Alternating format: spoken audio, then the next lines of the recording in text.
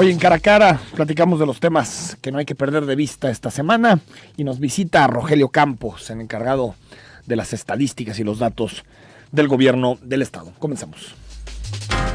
A partir de este momento, estamos cara a cara con la política y sus protagonistas. Cara a cara con los temas sociales y económicos. Cara a cara con la agenda de Jalisco. En esta mesa caben todas las ideas. Promomedios Radio presenta Cara a Cara con el periodista Enrique Toussaint.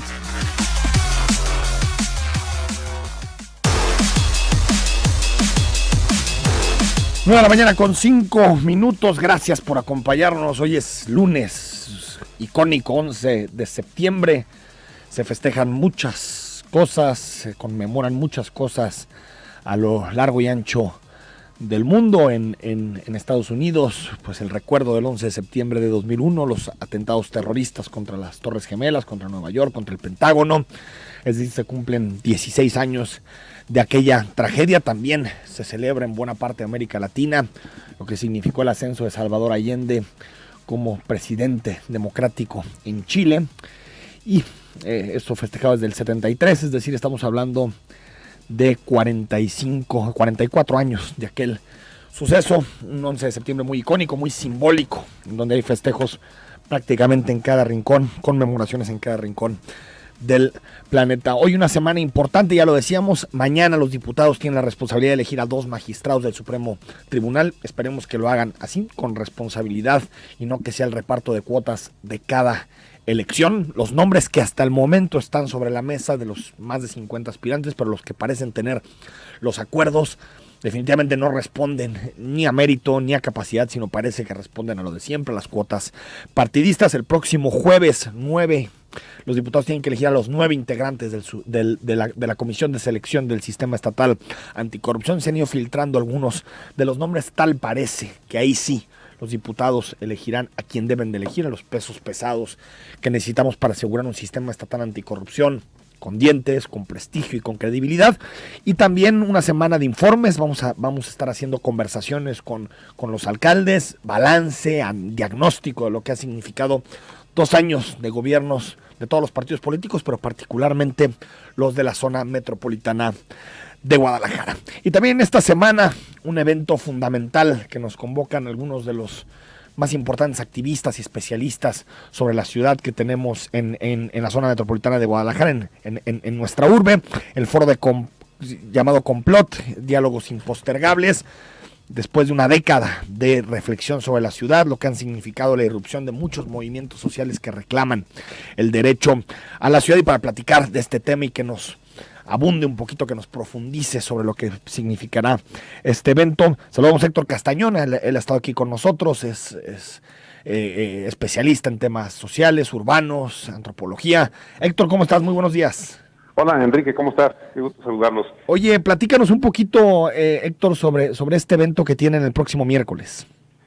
Sí, creemos que, a raíz de la emergencia coincidentemente en el 2007, de distintos movimientos y comunidades que reclamaban una forma distinta de pensar y hacer ciudad, a lo largo de la década hemos tenido pues una serie de avances, retrocesos, pero sobre todo aprendizajes.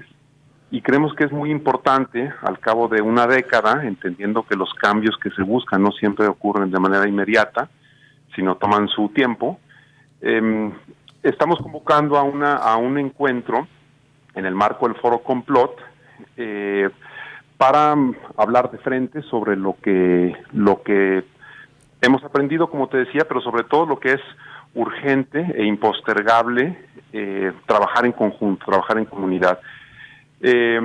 A lo largo de estos 10 años, muchos de los activistas más visibles en estos movimientos, pues han tenido trayectorias que los han llevado a las organizaciones de la sociedad civil, sí, a la academia, a los gobiernos, sí, a la actividad profesional, y eso permite desde distintos puntos de vista reflexionar sobre lo que se ha logrado y sobre todo lo que hace falta por hacer. ¿Cuáles serán, Héctor, los principales diálogos, los ejes que vertebrarán estos diálogos el próximo miércoles? Mire, lo que es muy visible y por lo que Guadalajara es muy reconocida a nivel nacional y en otras ciudades del mundo es por toda la actividad que se ha dado en torno a la movilidad no motorizada, Sí. ¿no? Digamos que sería una capital del ciclismo. Sin embargo, hay pues reclamos importantes de otras comunidades diciendo por qué no se activan por los temas más urgentes como el tema de desigualdad, el tema del transporte público, Sí. el tema de la vivienda, que son sin duda temas mucho más complejos, ¿no? Digamos, la movilidad no motorizada implica pues simplemente subirse a la bicicleta y empezar a reclamar un espacio que tendría que compartirse en la red vial, pero a lo largo de estos años también se han empezado a trabajar distintos frentes como la ordenación del territorio, los temas ambientales, y creo que es muy importante ponerlos en diálogo, porque a final de cuentas la ciudad es la expresión física de muchos procesos sociales, ¿no? Económicos, culturales, etcétera. Entonces, creemos que sí partimos del eje de la movilidad, sin embargo, es una buena oportunidad para ver las ciudades desde diferentes ángulos y sobre todo conectar con las nuevas organizaciones, con los nuevos colectivos, con nuevos actores que están tomando esta causa, en donde ya se incluyen temas del derecho a la vivienda, en donde ya se incluyen de manera mucho más clara los temas del agua en la ciudad, los temas del medio ambiente y sobre todo pues una preocupación clara por los temas de seguridad, que son una expresión de la desigualdad social desde una perspectiva, ¿no? Oye, Héctor, también yo creo que en una década de activismo, de organizaciones, de presión social también para que distintos temas se visibilicen en la agenda pública, me parece que el balance después de una década es que Guadalajara es otra en materia de su debate público, los temas que están sobre la mesa. Ya hablábamos de desigualdad, movilidad no motorizada, espacios públicos, respeto al peatón. Sí me parece que cambiar ciertas inercias y dinámicas es muy complejo, pero me parece que una década después estas organizaciones han logrado que la ciudad sea debatida de forma multidimensional y de forma muy compleja, pues cada vez más, ¿no? Sí, y justamente nosotros mismos nos hemos ido dando cuenta de esta complejidad. Por ejemplo, una articulación muy importante fue para detener el tema de la vía express. Sí, lo recuerdo. Tenía de fondo pues aspiraciones presidenciales del entonces gobernador, sí. y tal, ¿no? Y digamos, este mismo grupo, después de una reflexión, pues tomó la causa del auditor, de la Auditoría Superior, entendiendo que muchos de los recursos que llegan para la construcción de bienes públicos, pues están condicionados por la corrupción, por el manejo discrecional de los recursos. Entonces empezamos a entrarle ahí a los temas de fiscalización, de auditoría, eventualmente al tema de los derechos humanos. Entonces yo creo que esta reflexión de una década de activismo por la ciudad también es útil y nos da pistas para los otros frentes en donde está trabajando la sociedad civil, ¿no? Hasta otros temas, Héctor, como por ejemplo la presa del Zapotillo, ¿no? Exactamente, sí, no está disociado y digamos los distintos intereses que se mueven a favor del tema del Zapotillo, pues tienen que ver con un modelo de urbanización, con un modelo de producción de vivienda, etcétera. Entonces, pues es un reto enorme y yo creo que la única forma de entenderlo y de ver los distintos ángulos es pues compartiendo experiencias desde distintos sectores, ¿no? Héctor Castañón, la invitación es el próximo miércoles, ¿no? Sí, es este próximo miércoles, va a ser en Narva, la entrada es libre, es a partir de las 5 de la tarde, la idea es que estemos ahí de 5 a 7, pero esperamos prolongarlo con un espacio de convivencia, pues simplemente también que sea como un espacio de encuentro. Eso fue Complot, no solamente conferencias, sí, sino fue espacio de convivencia, de encuentro, y eso es un poco lo que queremos repetir en este marco de los diálogos impostergables, que es un esfuerzo latinoamericano por pensar las ciudades, y finalmente pues el eje estructurador de la conversación es que es impostergable. Recuperemos lo que hemos aprendido y definamos la agenda hacia adelante, ¿no? Héctor Castañón, gracias. Gracias, buen día. Muy buenos días, ahí está Héctor, uno de los promotores de este evento, si a usted le interesa, en Narva, este miércoles para discutir la ciudad, una ciudad compleja, heterogénea, plural, como es nuestra metrópoli, Guadalajara, discutida desde todos los puntos de vista posible. ¿Qué ciudad queremos? Porque si bien muchas veces nos atrapamos en las discusiones cotidianas, diarias, sobre problemas de espacios públicos, baches, banquetas bloqueadas, comercios en problemas, es decir, los problemas cotidianos que tenemos en la ciudad. De pronto no hay tiempo para hacer un alto en el camino, reflexionar sobre la ciudad, sobre qué tipo de Guadalajara queremos construir de cara al futuro. En su momento el POTMET, el Plan de Ordenamiento Territorial Metropolitano, colocó ese asunto sobre la mesa. Sin embargo, faltó mucho más debate y discusión social en torno a qué tipo de ciudad queremos en los próximos 25, 30, 35 años. Entonces ahí está la invitación de Complot, diálogos impostergables, una década después de la irrupción de la mayoría de organizaciones sociales que defienden el derecho a la ciudad. Estamos en Cara a Cara. Después del corte nos acompaña Rogelio Campos, el hombre de los datos en el gobierno del Estado, para analizar los principales temas. El gobierno del Estado habla de cifras históricas en empleo, de reducción de pobreza, de incrementos en los salarios. ¿Tú le crees realmente a las cifras que muestra año a año el gobierno del Estado, o te parece que son cifras que realmente no expresan lo que está sucediendo en la realidad? Vamos al corte, estamos en Cara a Cara, 33 18 80 76 41.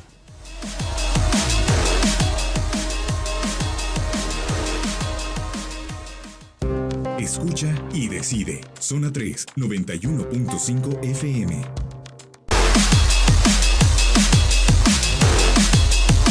De la mañana con 19 minutos. Gracias por seguir con nosotros. Estamos en Cara a Cara, lunes 11 de septiembre. Y saludamos a Rogelio Campos. Él es el director del Instituto de Información Estadística y Geográfica del Estado de Jalisco. Rogelio, ¿cómo estás? Muy bien, con mucho gusto de estar en este programa que todo el mundo quiere estar. Enrique, contigo, con tu auditorio. Gracias, Rogelio, por acompañarnos. Oye, ¿por qué no empezamos platicando? Hay muchas cifras que me gustaría debatir contigo.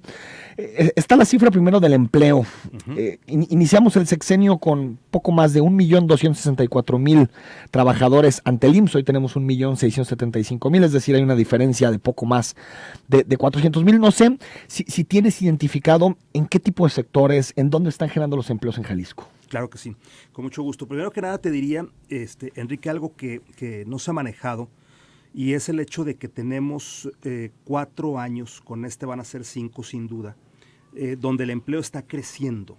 Si tú ves una gráfica del crecimiento del empleo desde que se tiene registro, que es el 98, nunca se habían ligado más de 3 años a la alza. Entonces siempre, la vez que más logramos fueron 3 años a la alza, y luego ya otra vez se vino para abajo. Entonces, primero yo destacaría ese crecimiento sostenido. A partir del 2014 hemos roto récord año con año en la generación de empleo.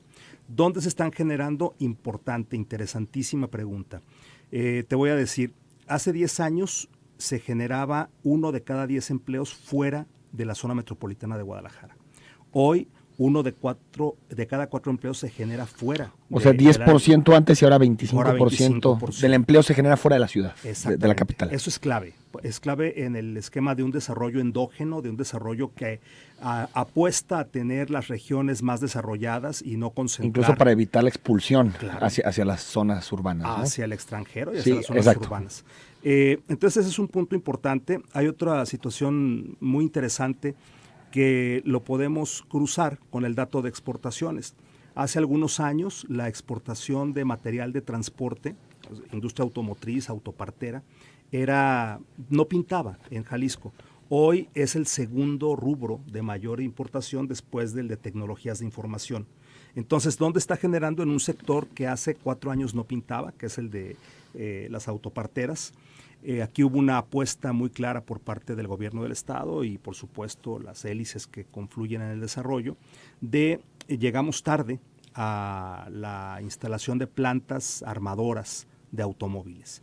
Y llegamos tarde por una situación totalmente exógena. No tenemos la conexión ferroviaria que sí tiene Guanajuato, que sí tiene San Luis Potosí, que sí tiene Querétaro, a falta de una espuela para poder hacer todo esto. En los estudios de mercado de las automotrices, esa falta de la espuela te lleva a que tus autos los saques por madrinas, por carretera, y ese desfase de costo nos deja fuera de ser atractivos para todas las plantas como BMW, en fin. Se tiene que ver con la conectividad. Tiene que ver con la conectividad, con la logística.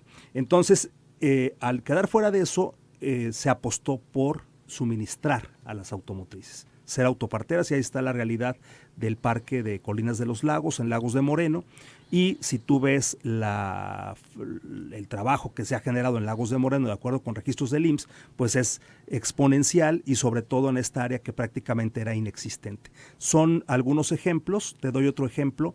En la administración pasada y en la antepasada se crearon 2,000 empleos en turismo. En estos 4 años y medio, poco más de 4 años y medio de esta administración, se han generado 21,000 empleos en turismo. Entonces es un poco en dónde se están generando y por qué se están generando. Ahora, también está, y tú lo sabes, Rogelio, en la opinión pública la percepción de que se crean empleos, pero empleos de poca calidad. Cuando empezamos el sexenio, digamos, el salario por jornada estaba en 281 pesos y en este momento está en 327. Es decir, hay un 14% de incremento. Si le quitamos la inflación en este periodo, estamos hablando de que sí, los jaliscienses, hay más gente trabajando, pero se ha perdido poder adquisitivo. ¿Coincides con esa valoración de que se ha perdido poder adquisitivo? Sí, por supuesto que coincido con la valoración de que que se requieren empleos mejor pagados. Esta es una situación que yo apuntaba desde antes de entrar a este gobierno, por ahí de 2011, 2012. En uno de los primeros artículos en todo el país que se publicó sobre el salario mínimo, yo hacía un comparativo del salario mínimo en México y en el resto del continente, y yéndonos al sur. Y entonces, desde entonces se veía que el salario mínimo era de $330 en Brasil, en Uruguay, en Paraguay, y en México era de $106. Entonces... ¿Sabes que el salario mínimo empuja el resto de salarios a la baja? Sí, por un lado sí, pero también es un hecho que somos un país con una estructura de informalidad.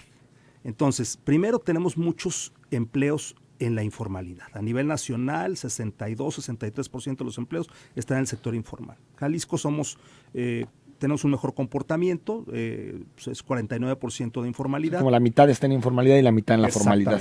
Entonces, eso te lleva a no saber con exactitud este tipo de datos, ¿no? O sea, estos datos tienen algún sesgo. ¿Por qué? Porque son tomados de una encuesta donde las personas contestan lo que ganan. Pero por otro lado, cuando te vas al registro administrativo, que es el IMSS, hay un subregistro. Hay muchas personas, desde el empleado mismo, que dice, no me registres con los 10,000 pesos que me pagas, regístrame con 7, el mínimo, 6, porque claro, me cuesta la cuota patronal y te cuesta a ti, empleador. Cosa que es un delito.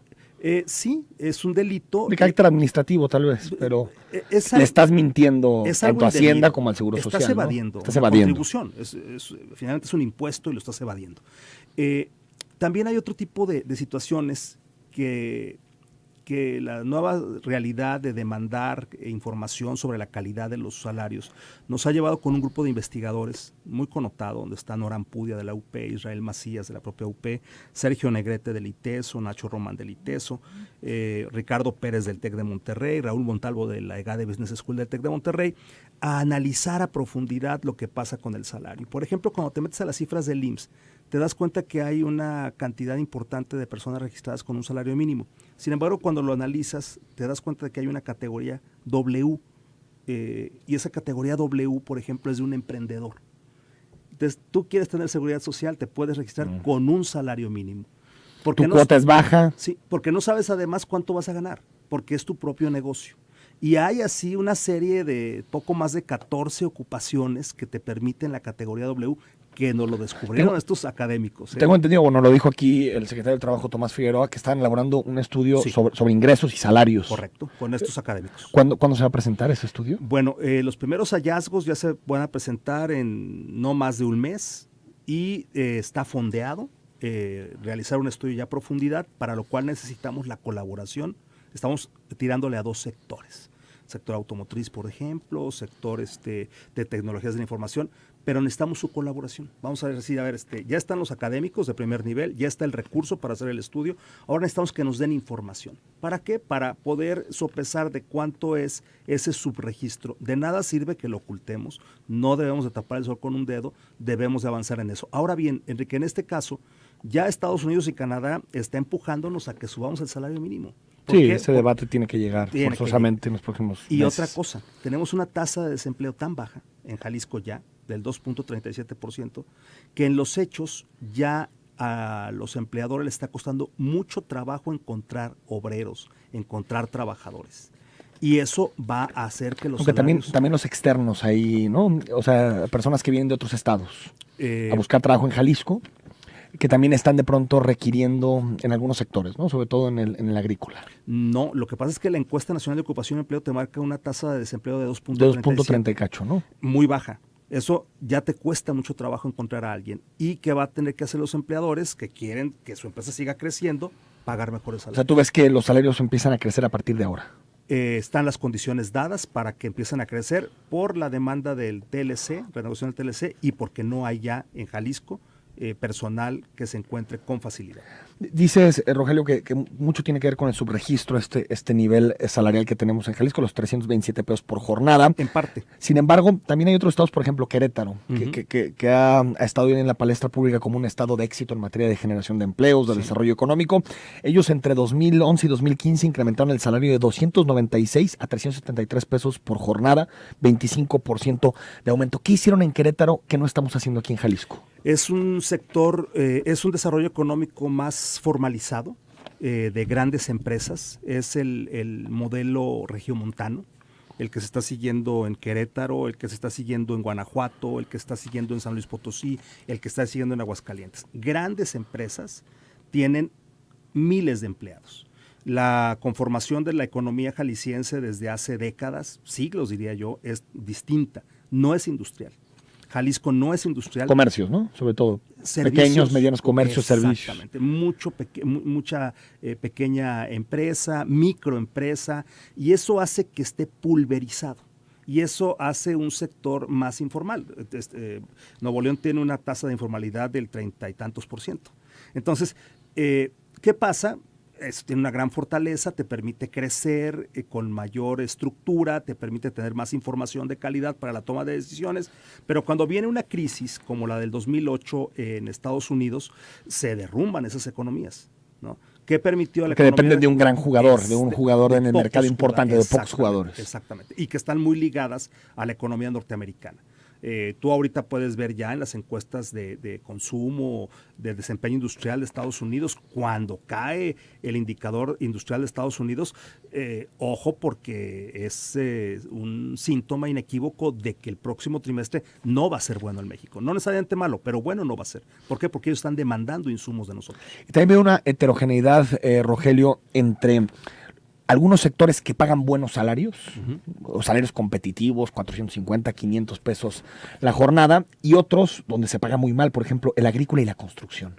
Siguen siendo sectores donde se pagan muy malos salarios. Sí, se pagan muy malos salarios y no solamente eso, son sectores que han tenido que formalizarse.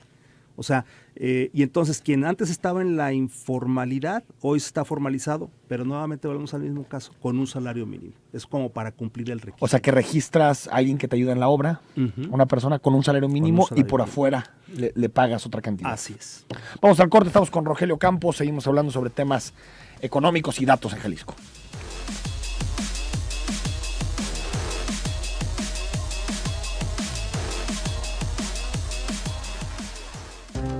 Decide y actúa.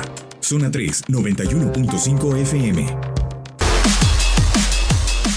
9 de la mañana con 36 minutos. Escríbenos 33 18 80 76 41. Danos tu opinión sobre las cifras de empleo, crecimiento, salarios, que en este momento estamos platicando con Rogelio Campos, el director del Instituto de Información y Estadística y Geográfica del Estado de Jalisco.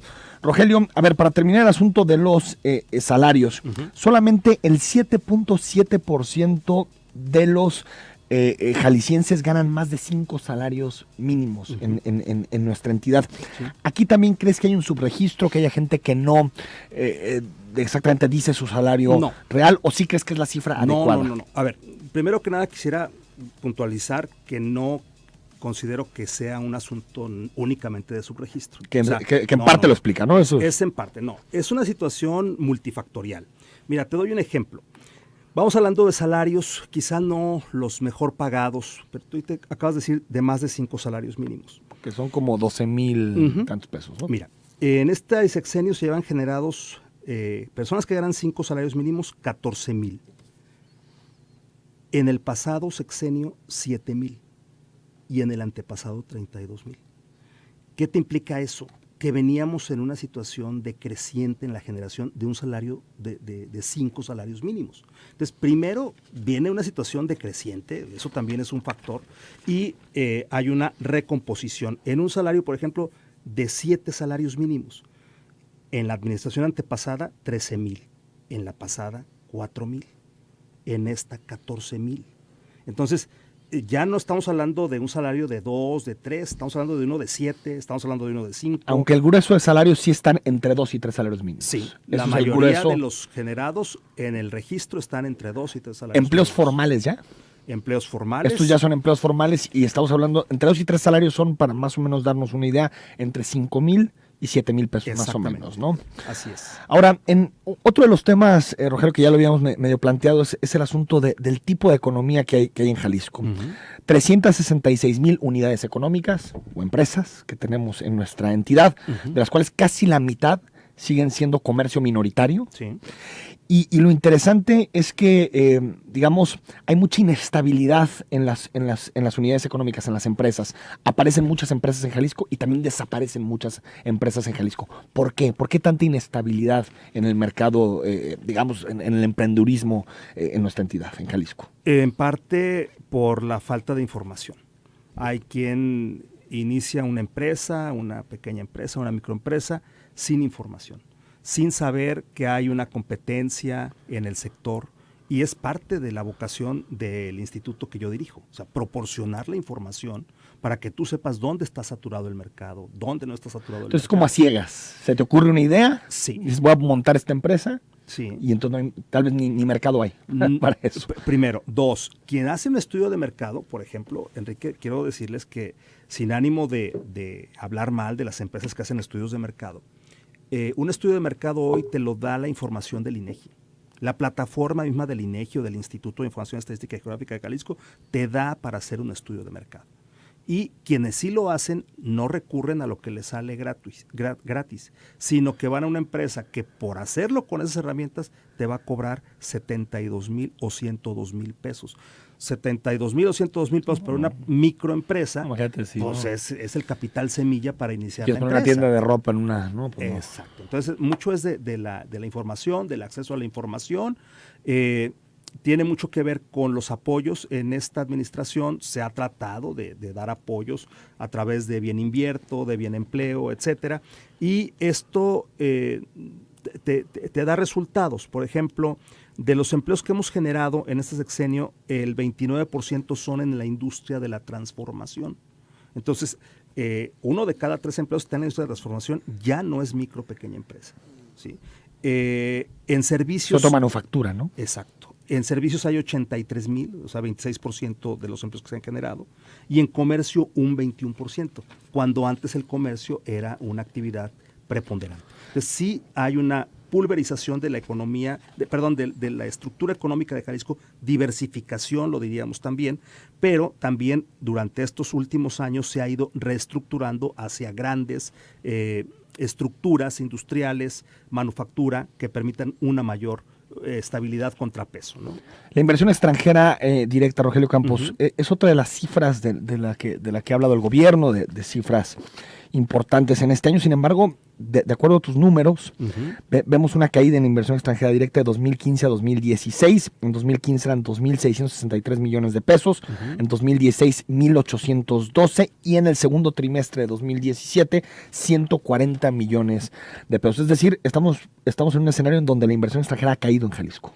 Bueno, si tú ves la gráfica que está frente a nosotros, la platico para quienes nos escuchan, sí. Vemos que en 2013 tuvimos una inversión extranjera récord, casi de 3,000 millones de pesos, 2,783, y luego en 2014 cae a 1,544, y luego en 2015 sube a 2,664. Y después vuelve a caer, ¿no? Hay un comportamiento exacto de 2,8 a 1,5. ¿Y esas caídas se expresan por por qué empresas son las que llegan a los acuerdos ese año? No, se expresa porque en los años donde están esos picos hay lo que se denomina inversiones atípicas, que están relacionadas con las reformas del Estado mexicano, esas que durante más de 15 años se pidieron. Cuando se hacen durante este sexenio las reformas, de repente hay una empresa que se llama AT&T que compra algo que antes era Usacell, Y eso es inversión extranjera directa. Y parte de esa inversión extranjera directa se radica en Jalisco. Hay otra de... Entonces, eso tira la cifra al alza. Eso tira la cifra. Pero en realidad nuestro promedio, sobre todo de captación, está en los 1.500, 1.600. Es el promedio natural de la economía jalisciense. Ese es un ritmo de inversión no atípico. Obviamente se agradece lo atípico, ¿no?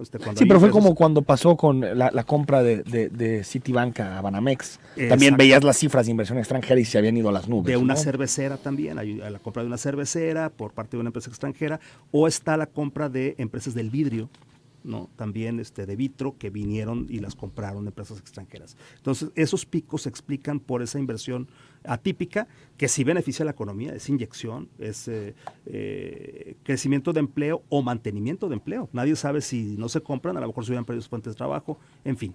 Entonces, es ese el ritmo, el comportamiento de nuestra inversión extranjera. La semana pasada estuvo aquí con nosotros Mauro Garza, el presidente de Coparmex Capítulo Jalisco, y nos decía que habrá condiciones para subir salarios en Jalisco cuando haya más productividad. Y bueno, yo los datos que he visto es que si bien no estamos a los niveles de productividad que nos gustaría, no somos ni Corea del Sur ni ninguno de estos países, sí ha habido un ascenso de la productividad casi sostenido a nivel nacional, y en Jalisco también ha habido un ascenso de la productividad. ¿Cómo estamos en esa materia? Y si crees que habría un cierto margen para que los empresarios reconsideraran su política de salarios. Tienen que reconsiderarla. En una gráfica que ahorita yo te mostraría y que se la platicamos a quien nos vaya escuchando, te vas a dar cuenta que la productividad en Jalisco es mucho más alta que la productividad en el resto del país, y mucho se explica por que no se está pagando lo que se tendría que pagar. Mira, aquí tenemos una gráfica que se las platicamos a quienes nos escuchan aquí, y la productividad de Jalisco es por mucho más alta que la de Aguascalientes, es más alta que la de Guanajuato, es por supuesto que muchísimo más alta que la nacional, es más alta que la de Nuevo León. Y esta productividad laboral en Jalisco por hora trabajada se basa en la industria manufacturera. Y bueno, esto es una reflexión que tiene que tomar el sector. Entonces lo que está claro es que sí ha habido más productividad. Sí. Y lo que se extrae de esa productividad, pues en realidad se queda como ganancia para el empresario. Básicamente. Es decir, porque no aumentan salarios. O sea, no los crecen de acuerdo a la inflación, al menos. Ojo, esa es una visión, puede ser certera, pero faltaría considerar una parte complementaria. El empresario te podría decir, oye, parte de esa ganancia yo la estoy reinvirtiendo. Y por las cifras que tenemos de crecimiento de ciertos indicadores, también podría ser cierto que una parte de esas ganancias sí se están reinvirtiendo. Ahora, ahí está el debate sobre los bonos de productividad y todo eso, ¿no? Sí. Podrían ayudar a redistribuir mejor ese tipo de ganancias. Esa es una exigencia de la sociedad mexicana y de la sociedad jalisciense. Tiene que haber mejor remuneración. En materia de pobreza, Rogelio Campos, para también leer los mensajes que nos mandan del auditorio, sí. 500,000 de pobres menos en el periodo 2012 a 2016, de acuerdo a las cifras de Coneval que se extraen del INEGI. No sé, ha habido muchas críticas a este dato, Rogelio Campos, por los cambios metodológicos del INEGI que después impactaron en las cifras del Coneval. ¿Estos datos se explican por los cambios metodológicos? No, por supuesto que no. Coneval, cuando vinieron cambios metodológicos que no permitían hacer una medición, la rechazó, ¿sí? Hubo quien incluso acusó a Coneval de una estridencia extrema al rechazarlo de esa forma. Sin embargo, en esta ocasión, cuando se vuelve a trabajar el módulo de condiciones socioeconómicas de esta encuesta nacional de ingreso y gasto en hogares, el Coneval la trabajó sin saber qué iba a resultar y la validó. Una vez que se hace con estas aportaciones y con un modelo estadístico que permite conservar la comparabilidad, los resultados que dan pues son esos. Yo aquí sí quisiera hacer una reflexión, Enrique, que nadie la ha dicho y que me parece por demás importante. Se rompe la comparabilidad en pobreza y hay un rasgamiento de vestiduras a nivel nacional, se entiende. Sin embargo, hubo una encuesta intercensal en 2015. Antes había un conteo en el año 5, descenso al año 0, conteo al año 5. Por primera vez en 2015 se hizo una encuesta intercensal y rompió la comparabilidad de muchísimas cosas, entre otras de todas las poblaciones con menos de 20,000 habitantes. Pero como más allá de Cuautitlán todo es México, ahí no pasó nada, porque para la élite intelectual del Distrito Federal, de la Ciudad de México, pues pobreza es muy padre platicarla. Y también siempre ha habido un manejo, tú lo sabes, partidista. No ahorita está el INEGI, que es sólido, el Coneval, que me parece que es sólido, pero sabes que siempre ha habido desconfianza en la forma en que los gobiernos manejan las cifras. Sí, ¿no? pero Y esa desconfianza me parece que es sana. Por eso, mientras se basa en argumentos, razones, claro, es sana. Por eso, ante esa desconfianza se creó el Coneval. Sí. Por eso y yo por eso te autónomo. digo, a mí me parece que si el Coneval validó las cifras es porque vio que no iban a alterar los resultados. Así es. Entonces sí, son totalmente comparables. Los más críticos incluso que están dentro de este grupo lo aceptan. Algunos señalan algunos matices, pero de fondo son comparables. Y estas cifras nos dan efectivamente 500,000 personas con menos pobreza de 2012 a 2016. Y el dato que yo resaltaría y que creo que no se ha resaltado es el rompimiento de la tendencia que traíamos. O sea, nosotros, si siguiéramos con la tendencia que llevábamos 2010, con Emilio 2012, González, ¿no? Sí, ahorita tendríamos 1 millón más de pobres de los que ahorita Ahora, hay. ¿qué tanto las cifras de Emilio González explican por la crisis de 2008-2009? En parte se pueden explicar por esa crisis, sin duda alguna. Sin embargo, la medición es 2010-2012. Y entonces, en 2010 ya estaban algunos datos que habían repuntado, tenían que haber repuntado, de hecho se ven en las tablas, empleo ya había repuntado, había rebotado, de la crisis 2008. Claro, aunque llegamos al PIB de 2008, digamos, que fue nuestro nivel más alto, llegamos hasta 2013, ¿no? Por la caída tan inmensa del PIB que hubo en 2009. Ahora te voy a decir otra cosa, 2012 tiene que recoger la información de la inversión monstruosa que hubo en los Juegos Panamericanos en Jalisco. En Jalisco. Vamos al corte, regresamos para leer sus comentarios sobre los datos que hemos platicado esta mañana.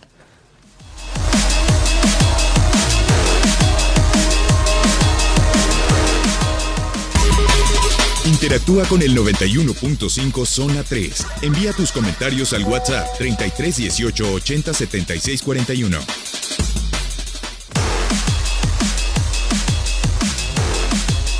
De la mañana con 54 minutos. Preguntas para Rogelio Campos. Nos dice: Enrique, buenos días. Javier, oye, una gran duda, ¿de dónde sacan tanto empleo? Yo desde que dejé de trabajar y ya casi 3 años de ello, no he logrado colocarme a mis 43 años. ¿Somos inútiles para las empresas o qué?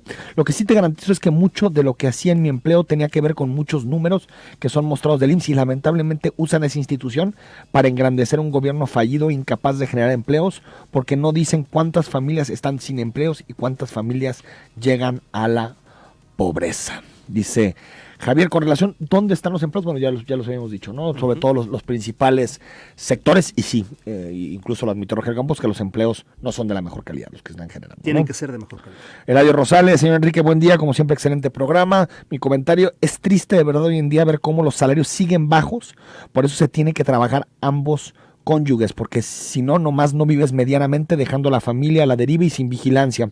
Por si fuera poco, esas empresas que se crean o existen no son vigiladas, resultan hasta fantasmas y sin prestaciones. Que a que suban el mínimo y que las prestaciones sean al 100%.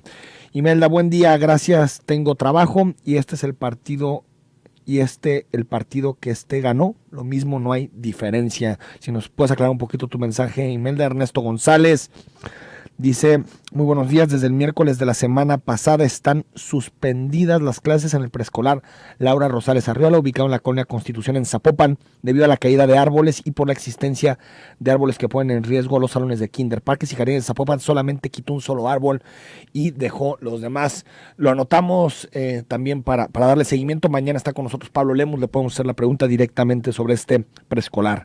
3580.